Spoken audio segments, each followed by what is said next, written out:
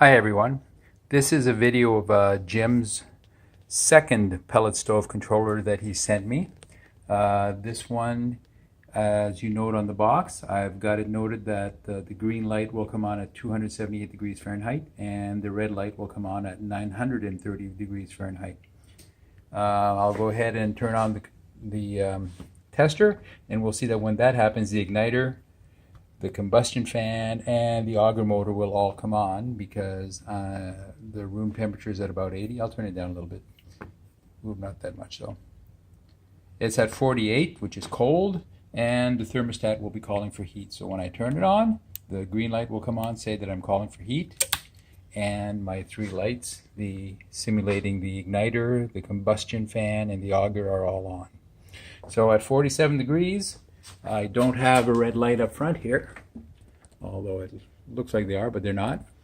So I'll crank up the temperature a little bit and up to 278, and we'll see that that will not have any impact on my lights, although the green light will come on. There it is.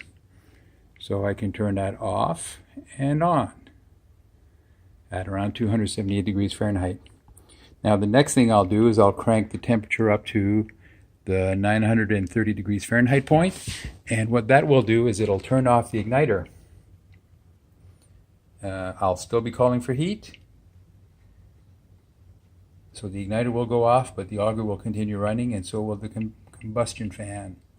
Just a reminder that in this setup, the convection room blower will not come on because that in the furnace is controlled by a thermo switch, and I do not simulate that thermo switch on my controller here, on my test fixture I mean. So I'm looking for 930 degrees Fahrenheit. As I approach that, I should see the auger light go off. There it is, the auger light went off and the little red light up front went on. So I can turn that on and off. As I do that, there we have it. So as I'm above 930 Fahrenheit with the red light on, the auger motor continues to run and the combustion fan is running, and all is normal.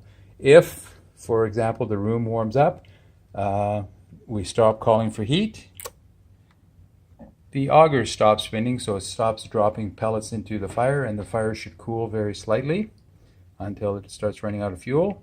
But we'll simulate the fire cooling, and we're at about 890 degrees Fahrenheit.